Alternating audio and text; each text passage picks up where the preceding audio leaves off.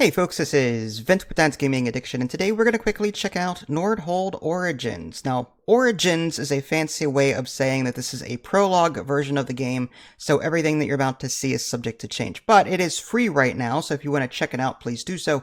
But keep in mind, it's kind of like a demo. Not all of the content is actually in the game yet. So what is Nordhold Origins? Well, this is a tower defense game at its core, but you're also going to be managing a city in the meantime. It's sort of like turn-based, where during the day there's the economy phase, and this is where you can spend resources to better your economy.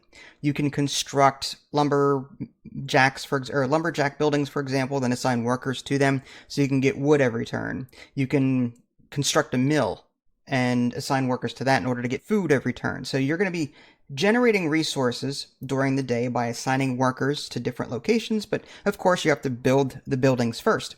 And each building has a left side and a right side. There's the upgrade side, which is for that run only. There are upgrades for that run. And then the right side is meta progression stuff. Typically you earn these little swords, I guess. It's like combat symbols. On the very bottom there's a little combat number that grows over time as you complete waves.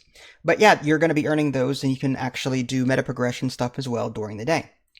At night, right before you start the wave, you'll be able to put towers down in different areas. There's like an area outside of the castle. It starts small, but every time you start the wave, a new area forms. You don't get to choose where this new area goes. It just kind of expands on its own. But what's cool is that the different spots to where you can put towers down have like different bonuses. The 1s and 2s and 3s will give you a +1, +2, +3 respectively. So you kind of want to place your towers strategically if you can. And there are different towers, but you have to unlock those via those little sword meta progression points that I was talking about. In between each day, you'll be able to sometimes choose things like banners or heroes. It's typically you get 3 things that you can pick between, and you pick one of them and you're stuck with that for that particular run. And then when you start a whole new run, you'll start over, build the town from scratch again, but you get to keep all your meta progression stuff. That's the whole shtick. So if you've played a roguelite, then you'll be familiar with that process. If you've played a tower defense game, then you'll be familiar with that.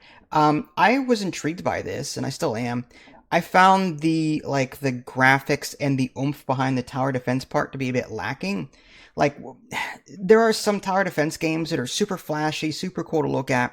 This felt bare bones in terms of the tower defense aspect of it.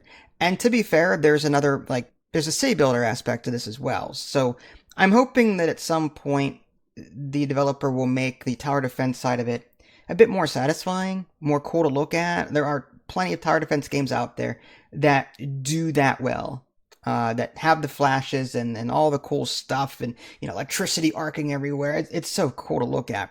But this game it feels like a basic tower defense game. Again, to be fair, this is simply a prologue, so I'm not really reviewing this title yet. It's impossible to without seeing all of the content.